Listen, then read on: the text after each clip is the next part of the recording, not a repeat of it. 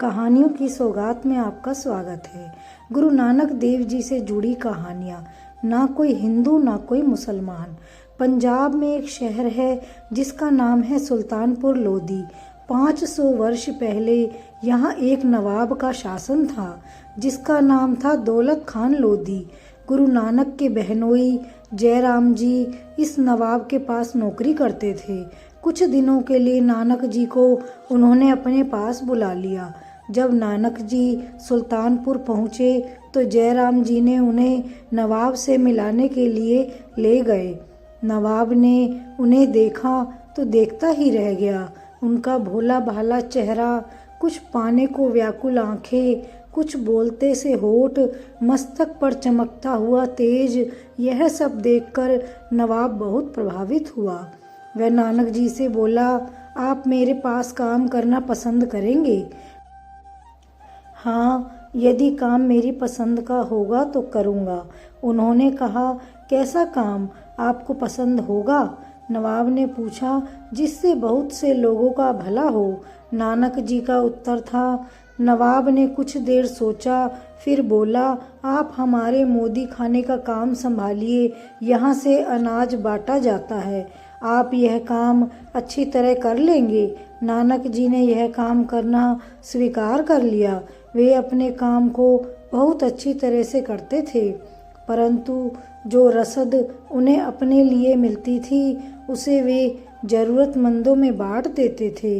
एक बार नानक जी किसी को रसद तोलकर दे रहे थे। अपने तराजू से वे 12 बार तोल चुके। जब 13वीं बार तोलने लगे तो मुख से निकला 13। 13 का एक मतलब है 13 और दूसरा मतलब है तुम्हारा, अर्थात परमात्मा का। बस नानक जी की रट 13 पर ही लग गई। 13 13 कहकर उन्होंने न जाने कितनी रसद उसे तोल दी। लोगों ने नवाब से शिकायत की कि नानक जी तो मोदी खाने को लुटाए दे रहे हैं, पर जब जांच पड़ताल की गई तो रसद पूरी निकली। नानक जी के पास में ही बहती हुई बेई नदी पर स्नान करने जाया करते थे। एक दिन वे स्नान करने के लिए गए और 3 दिन तक वापस नहीं आए। घर में सभी को बहुत चिंता हुई। लोगों ने सोचा शायद नानक जी नदी में डूब गए हैं, पर उनकी बहन नानकी कहती थी, मुझे विश्वास है कि मेरा भाई जीवित है। उसे तो अभी संसार में बहुत बड़े बड़े काम करने हैं। भूली भटकी जनता को सही रास्ता दिखाना है। वह भला कैसे डूब सकता है?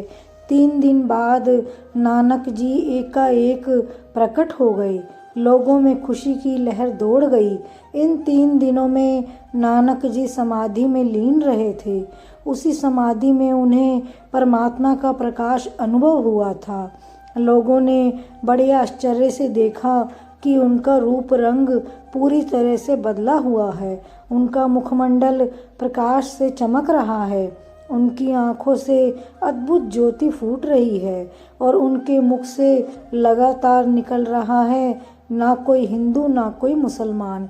उनकी इस बात से सभी लोग उन्हें भौचक्के होकर देखने लगे। कट्टरपंथी हिंदू और मुसलमान दोनों ही उनकी बात सुनकर नाराज भी होने लगे।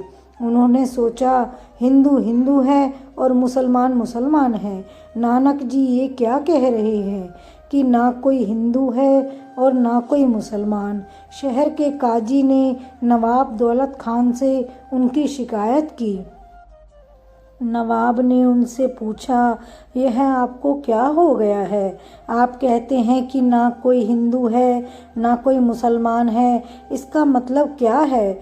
नानक जी ने कहा, मैं इंसान और इंसान में कोई भेद नहीं मानता। परमेश्वर के दरबार में मनुष्य की पहचान उसके अच्छे गुणों के कारण होती है, ना कि हिंदू या मुसलमान होने के कारण। नवाब के पास ही शहर का काजी बैठा हुआ था। उसने कहा, क्या आप यह जानते हैं कि एक मुसलमान को खुदा की दरगाह में सिर्फ इसीलिए जगह मिल पाती है क्योंकि वह मुसलमान है। नानक जी ने कहा, मैं यह नहीं मानता कि किसी को केवल मुसलमान होने के कारण ही खुदा की दरगाह में जगह मिल सकती है। अपने आप को मुसलमान कहने वाले ऐसे कितने हैं जो सच्चे मुसलमान हैं। सच्चा मुसलमान अपने संतों द्वारा बताए धर्म का पालन करता है, वह गरीबों की मदद करता है, रब की रजा में खुश रहता है, सभी जीवों पर रहम करता है। ऐसा व्यक्ति ही मुसलमान कहलाने का अधिकारी है। उन्होंने फिर पूछा, दूसरों पर दया का भाव ही ऐसे मुसलमान की मस्जिद है, धीरज ही उसका मुसल्ला है जिस पर बैठकर वह नमाज पढ़ता है, ईमानदारी की कमाई ही उसकी कुरान है, बुरे कर्मों के प्रति लज्जा अनुभव करना ही उसकी सुन्नत है, शील ही उसका रोजा है, उसके अच्छे कर्म ही काबा है और सच्चाई ही उसका पीर है। काजी ने कहा, और 5 वक्त की नमाज के बारे में आप क्या कहते हैं? गुरु नानक जी ने कहा, एक सच्चे मुसलमान की पहली नमाज उसकी सच्चाई है, ईमानदारी की रोटी उसकी दूसरी नमाज है, खुदा की बंदगी तीसरी नमाज है, मन को पवित्र रखना उसकी चौथी नमाज है, और सारे संसार का भला चाहना उसकी 5वीं नमाज है। हे काजी, जो ऐसी नमाज पढ़ता है वही सच्चा मुसलमान है। उसकी बात सुनकर काजी बहुत सोच में पड़ गया। वह रोज नमाज तो पढ़ता था पर उसका मन इधर उधर भटकता रहता था। इतने में शाम की नमाज का वक्त हो गया। गुरु नानक जी सहित सभी लोग मस्जिद में आ गए। काजी खड़ा होकर नमाज पढ़ने लगा। जब नमाज पूरी हो गई तो नवाब ने पूछा, आपने नमाज क्यों नहीं पढ़ी? गुरुजी हंस दिए और बोले, नमाज पढ़वाने वाले काजी का मन तो कहीं और था। काजी ने बड़े आश्चर्य से पूछा, कहाँ था मेरा मन? गुरु नानक जी बोले, काजी जी की गाय ने अभी बछड़ा दिया है। इनके घर के आहते में कुआं है। बछड़ा खुला हुआ था। काजी जी लगातार सोच रहे थे कि बछड़ा कहीं कुएं में न गिर जाए। इन्हें तो बछड़े की चिंता सता रही थी। नमाज में इनका मन ही नहीं था। काजी और नवाब बड़े आश्चर्य से उनकी ओर देखने लगे। और नवाब साहब, गुरुजी बोले, आपका मन भी नमाज में नहीं था। जब आप नमाज पढ़ रहे थे आपका मन काबुल में घोड़े खरीद रहा था। क्यों, यह ठीक है ना? नवाब ने दुगने आश्चर्य से उन्हें देखा। काजी और नवाब दोनों ही सोच रहे थे कि उनके मन की बात गुरुजी को कैसे पता लगी।